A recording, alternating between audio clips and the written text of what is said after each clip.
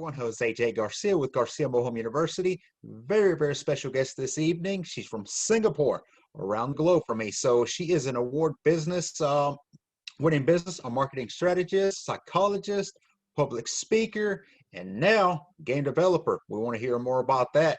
Yasmine Khater, how are you? I'm doing great. Thank you for having me. Absolutely. It is my pleasure here. So we try to connect a couple of weeks, didn't work out, but here we are. So we made it happen. So I've seen a lot of your work and a lot of the things you do, very successful, very motivating, just reading and seeing some of this stuff. But for those that don't know you, tell us about you. So I am a mixed kid. I'm half Egyptian, half Singaporean. And when I grew up, I really struggled because when I would go to Singapore, I would be Egyptian. When I go to Egypt, I'd be Singaporean. And my parents met and found love in Saudi Arabia, of all places. So I had like a massive identity crisis where I was just like, something's wrong with me. Like nobody like is accepting me of who I am. So what I ended up doing is I never spoke up. Like I was super quiet. I was just like in my own little world. And then it was not until I was in university where two things happened back to back. I had to speak in front of a group of people and just to say my name and like who I was, and I was stuttering. I was like, oh my gosh, it was like the most like super horrific experience ever. And then like 2 weeks later, I'm going back home and in Cairo, where I was living at the time, I used to live on the highway, right? So to get home, I could go ahead and waste 20 minutes in the traffic for this one U-turn, or I could just cross the highway. And I was just like, 18-year-old kid, 19-year-old kid, I would just cross the highway. Except that one day, I ended up slipping on the highway. And there was these two little minivans that were like speeding across towards me. And I was so sure that I was gonna die. Because like, you're on a highway that it's traffic like crazy. People in Cairo, they drive very recklessly. And I close my eyes and I wake up and like the cars swerved around me, like the both of them at the same time. Like it's kind of like a show, like ching! And then people like came, grabbed me off the highway, and I was like, shit. Like within seconds, my life could have been over. And I was like, wow, like I am so petrified of so many things. I'm petrified of speaking up. I'm petrified of taking chances. But like between that or dying, what is more scary? And then for me, it became super clear that was it. And then to top onto that as well, within like a year later, unfortunately, my father got diagnosed with 4-stage cancer. Oh, sorry. And then, taking care of him and then seeing a year after that he passed and how it was just one breath. So I was there to witness it. And then you just see like how like life is just so black and white. It's either you try or you don't. And for me, I realized at that point, I'm like, I'd rather just be in the trying group and not regret not doing anything. So a lot of things changed just in that moment, like within like a span of like maybe a year and a half, because I realized like, wow, this version of me that I've grown up with is not serving me. And what is the next version of me that I have to become in order to do what I want to do? Absolutely. That's a lot of things that go through that. A lot of challenges already there. Before we get into some of this, we were talking about some of this game developing, caught my interest here. Tell us about that. Yeah, so last year, during the midst of the pandemic, at the time, one of the businesses that I run is predominantly running training and development. And I would train sales teams in big companies, from like Salesforce to other B2B companies on how to sell more effectively. So having that done face-to-face, in February when things locked up in Singapore, all my projects were put on halts and budgets were frozen. So imagine starting off the year thinking like, shit, like, how do we even like do this? And because we've had experience before with SARS, like we had like a plan and like, it was just kind of, it's like, we're just like watching it, like what is going on. Didn't help that I watched the movie The Pandemic, which was like quite depressing at the same time. So I'm like, if this is all the case, if this is the end of the world as we know it, which it has changed a lot, I'm like, what would I do?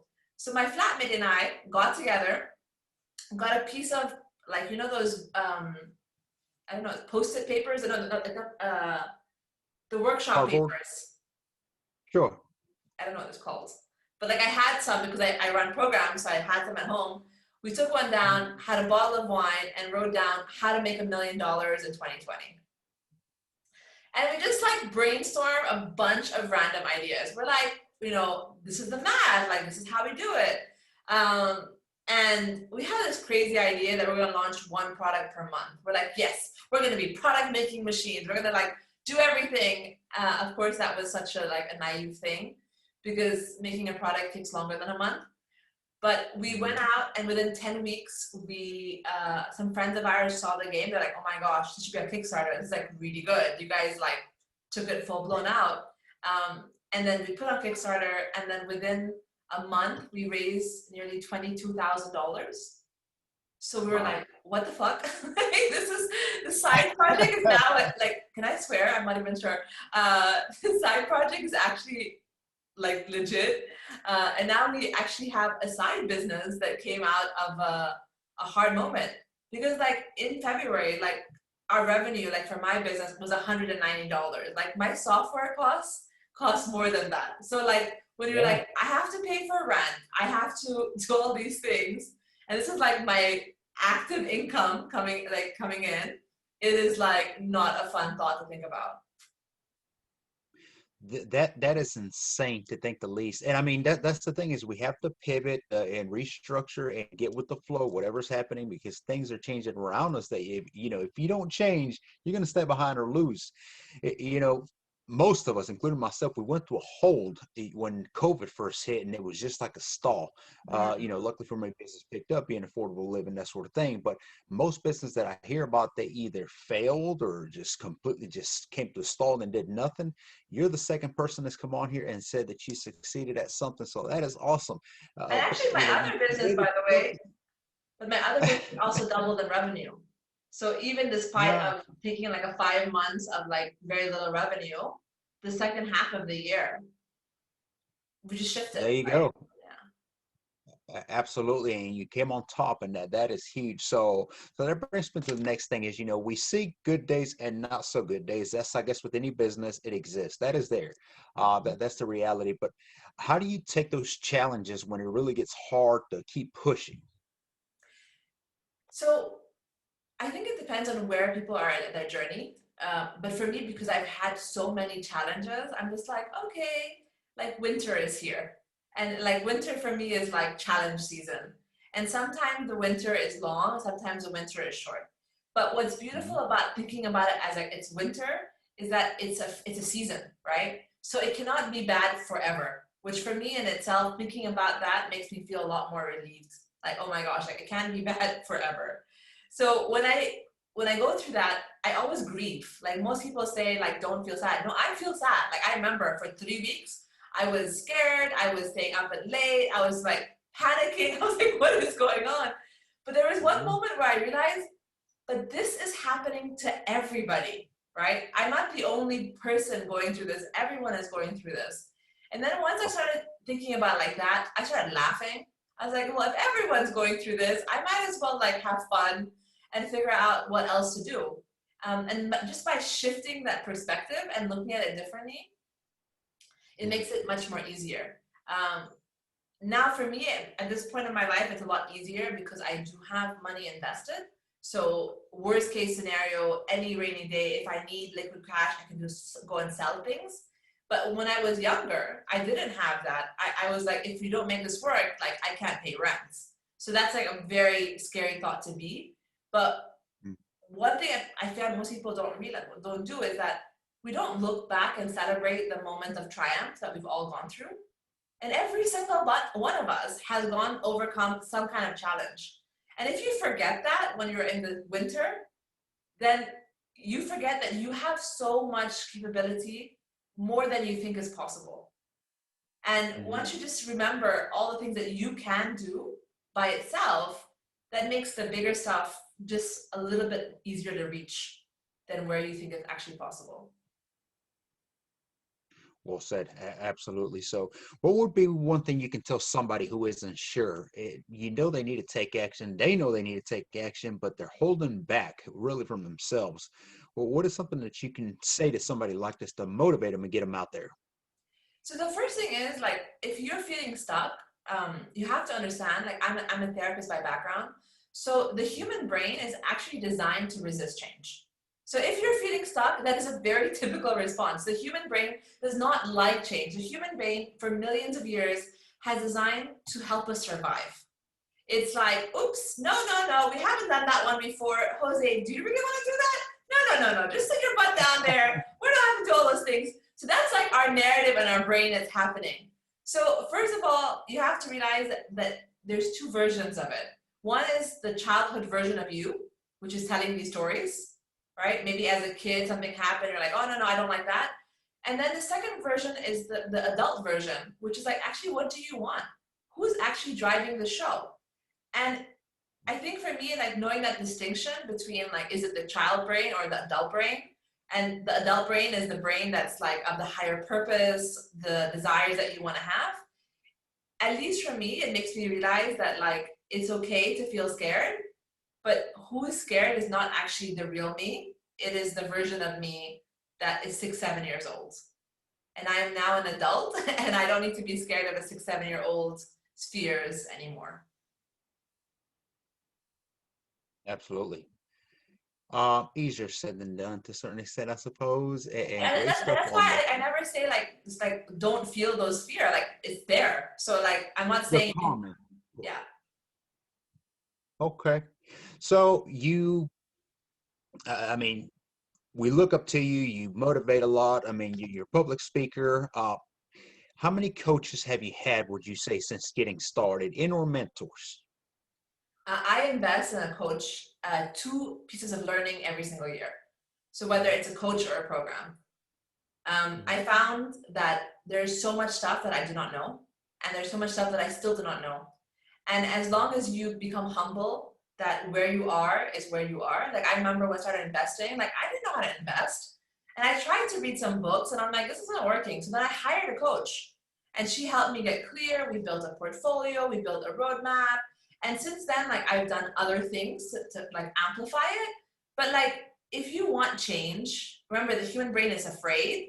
There are some people around who will be helping you have that change. Like you, for example, are like doing investments about mobile homes. Like, wow, like there's so many ways you can make money. But like, why try to figure out yourself when your human brain is designed to help you fail? Like that's literally what your brain is designed to do.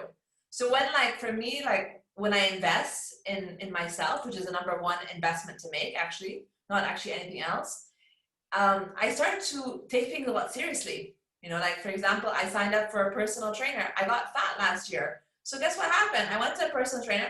I show up. I'm paying him. I'm showing up. I'm doing it not for him. I'm doing it for me, right? So that I'm going to show up. And that's why when I hire a coach, whether it's a business coach or financial coach, or even like when I go to programs like Tony Robbins or whatever, it's like I am paying someone to help Yeah. ask the questions that I will not ask myself. Because again, the human brain is designed not to want to change, right? So when you put yourself in an environment that's uncommon to where you are, the people that you meet along the way, it's just like, oh, that's like not how I grew up. That's not how people around me think. But sometimes you have to have that change of environment for you to make magic happen.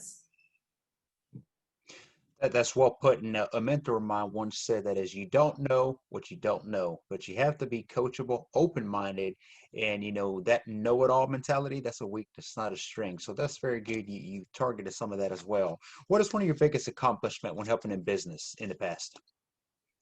Say that again? I didn't hear that question. One of your biggest accomplishments when you help one of the business?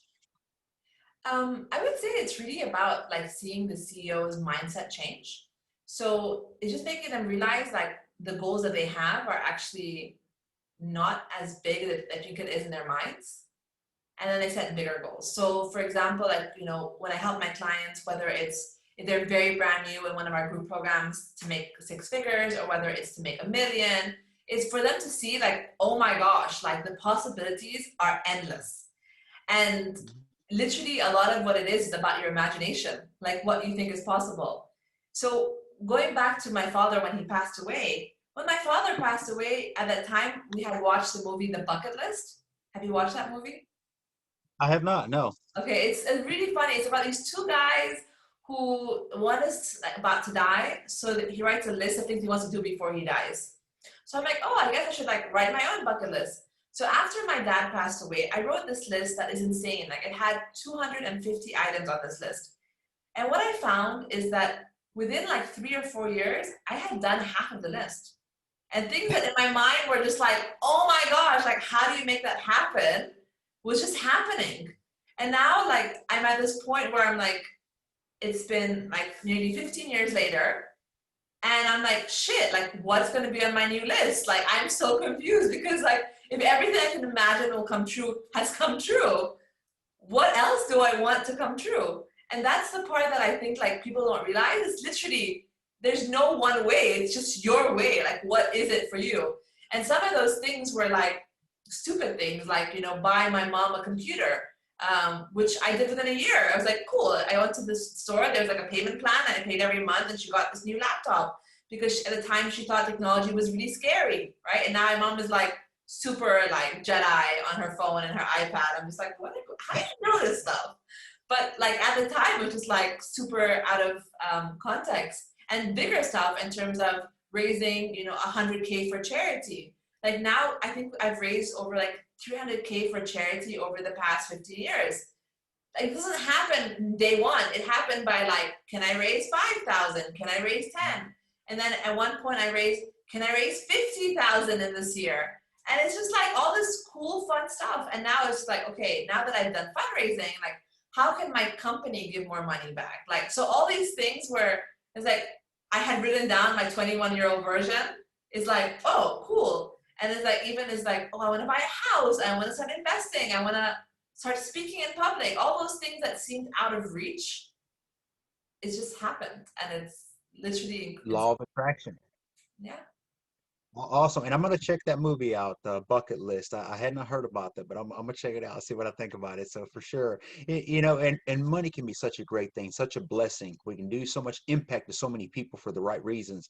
But yet when you talk about money, so many people still see it as such a negative, dark thing. Why do you think that is? I think it's also the stories that we hear. So one of the stories that I heard a lot is that money does not grow on trees. People who are rich Mm, are evil. So I mm, kept on hearing all these things at home. So I just kind of like, oh yeah, it's true. Like people who are rich are evil. But whatever the stories that we have in our head, or whatever the scripts that we have, one of the things that I found in several work that I've done around this is like we start to acknowledge those scripts, right? So when I realized that uh, one of the stories that I had made up in my head is you're either born with money or you're not. It was a very black and white thing. And then I realized, really? Like, but what about the self-made millionaires and billionaires? And then when you find one evidence that your story is incorrect, you're like, yeah, it's true. Like, what a bullshit story. Because if I think that story is like inherited, not created, then it's impossible for me to make money. Because I'm gonna be like, in the back of my head, the unconscious narrative is it's impossible to make money. Or for example, that people who have money are evil. Really? Is everybody evil? Like what about like Bill Gates giving millions of dollars for charity? What yeah. about all the philanthropists, like who help people do like solve big problems? And then I'm like, oh, that story is also incorrect. And it's just about like catching you as like you're doing those work and then seeing the patterns, because the patterns of the stories that you have are so incorrect. Um, but the one thing I had was always like that money was created. And now for me, like my story with money is like money is like as easy as breathing, right? It's just there. Like that's why when people are telling me, "Are you worried about your game?" I'm like, "No, like it's gonna sell." And it's like, and the goal that I had put from the game, it actually got hit. Like we haven't made $1 million from this game because my business went back to normal again. But it ended up becoming the side thing. And then already with the game, we have a person who wants to license our game, sell it in 12 different countries. Like that's because like money is there. Money is all around us to be made if Yeah. we want to. And even for example, when you invest, like it's incredible. Like you wake up and you go to your investment account, you're like, oh, I made money. And there's different ways. You can do it as simple as like a safe vehicle, like an ETF, which is an exchange traded fund, or you can like do something else. Like I'm guessing with the mobile homes, it's the same. You buy it for like, I don't know, $1,000, and then a year later you're making, I don't know how much. I'm making the numbers. I don't know what the numbers are. I'm making them up. You're making Good like numbers, good numbers. $10,000, right, a year for every year for this Mhm. one-time uncomfortable, like getting started Correct. cost. Yeah. Well, I do want to invest in your game, by the way. Whenever that's available or something, I would love to check that out and play it. So very nice on that. And you mentioned something that, you questioned something was wrong that you grew up. And I was the same like you. I grew up with the money's evil. It's not a good thing. Rich people are jerks. This whole concept behind that is all wrong. Really. So when I got the more of these symposiums or webinars that I was doing, I was questioning more and more and having this like everything I know was wrong. It Yeah. was so much, a whole other world that was out there that I was like, okay, maybe I just need to forget about everything I learned because it's clearly wrong. And let me just embark on this mission to learn. So absolutely. Do you think it is our knowledge? Well, it is our duty to share our knowledge with others. Yeah. And I think like there's a book that I'm listening to right now, which is called Outwitting the Devil. Have you heard of it? Oh, I'm probably a third into it, and I'm actually listening to the audio. Oh, me Yes, by too. Like right now, Yes. I just finished one third as well. No, but like Yes, it's Napoleon. such a good book because it literally is like the devil like wants you to be poor. Like the devil wants you to have no hope. The devil wants you And to it breaks it struggle. down so good. Yeah. Absolutely. Okay. Yes, man, it is awesome having you on here. I'm glad we can connect. I mean, I can keep talking to you all evening. I don't know what time it is over in Singapore, but for those that want to connect with you, how can they find you? So the best way is to follow me on Instagram or to reach out to me on LinkedIn. Those are the platforms that I'm most active on. And then what we're going to be launching out in February is monthly videos that we're going to be putting out. Okay, and I'll also link your social media sites on here so people can just click and connect with you. But any last encouraging words for those people tuning in? Where you are today is not where you're going to be 1 year from now if you get a little bit uncomfortable. Very well. Keep moving forward, take action, and you can succeed, but you cannot back away. So absolutely. Yasmin, it has been a pleasure having you on here. Thank you.